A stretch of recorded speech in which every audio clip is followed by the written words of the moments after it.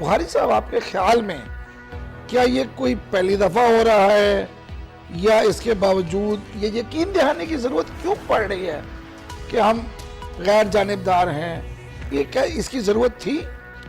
دیکھیے یہ فوج کی نگرانی میں دوسرے انتخاب ہوں گے. اگر آپ کو یاد ہو 1970 کے انتخابات جو تھے اور جن کے بارے میں یہ کہا جاتا ہے کہ وہ پاکستان کی تاریخ کے شفاف ترین انتخابات تھے، وہ بھی فوج کی نگرانی میں ہوئے تھے. اور اب بھی یہی تاثر مل رہا ہے کہ یہ فوج کی نگرانی میں ہوگے، کیونکہ پولنگ اسٹیشن کے اندر سے باہر بیلٹ پیپر کی پرنٹنگ سے لے کے اس کی ترسیل اور امن عامہ کی صورتحال، یہ تمام تر ذمہ داریاں جو ہیں یہ فوج کو تفویض کی گئی ہیں.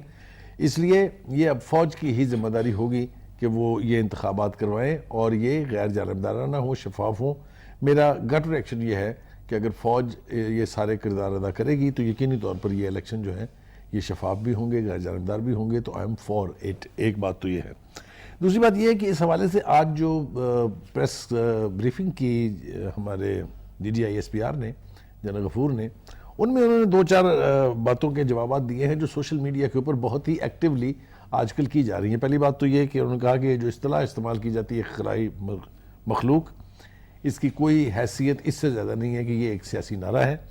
دوسرا انہوں نے کہا کہ فوج جو ہے وہ کوئی سیاسی جماعت نہیں ہے اور نہ ہی اس کی کوئی سیاسی وابستگی ہے. تو اس حوالے سے بڑی کلیئرٹی کے ساتھ انہوں نے بات کی. دوسرا انہوں نے کہا کہ جیپ کا ایک سمبل ہے جو الیکشن کمیشن نے الاٹ کیا ہے. پہلے انیشلی تو وہ ملا تھا چودھری نثار صاحب کو، لیکن اب وہ کوئی 25-30 کے قریب لوگ جو ہیں انہوں نے جیپ اپنا لی ہے. اور by the time elections are held 25 جولائی تک پتہ نہیں کتنے اور لوگ جو ہیں وہ جیپ کی اونرشپ جو ہے وہ لے چکے ہوں گے.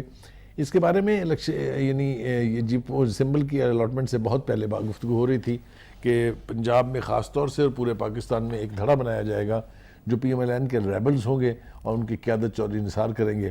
کیا یہ اسی سمت جا رہی ہے بات؟ یہ تو مجھے اس کا اندازہ ابھی نہیں ہے، لیکن اس بات پر مجھے کوئی شبہ نہیں ہے کہ فوج اگر اپنی پوری کمٹمنٹ کے ساتھ اس ذمہ داری کو نبھانا چاہے تو وہ ان انتخابات کو تاریخی بنا سکتے ہیں.